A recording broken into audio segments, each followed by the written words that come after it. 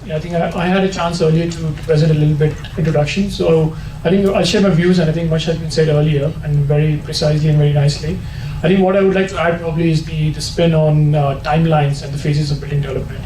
I think as researchers and also getting involved in building designs, we notice that sustainable building, the influence that one could have on sustainable building actually reduces as the time goes by. Developers have a constraint to actually develop the building in time, ready for commercial use as early as possible. So the influence time actually goes very narrow from the phase of design inception into construction, and it keeps on reducing.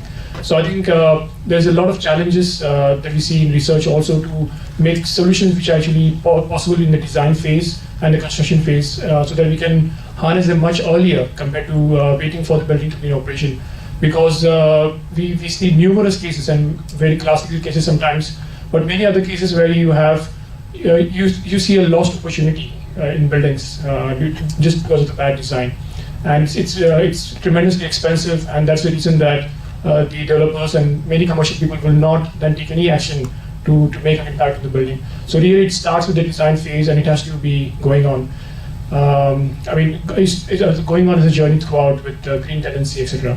But I think the second point that I would like to mention is that I think that partly covered by Jeffrey also earlier, there is a gap between research and adoption. And I think although we try to position ourselves close to the industry and try to solve industry problems, the building industry as such in Singapore, but also elsewhere, is very fragmented. There is not a clear owner of technology adoption, be it the developer or the tenants. And I think each of them rely on each other to actually do something, but end up that nobody does anything. Or it's an overstatement, but I think that's where the gap lies, I think, in terms of adoption. There has to be ownership clearly defined, hopefully, through market mechanisms. And research and developers actually have to work together to make green buildings happen.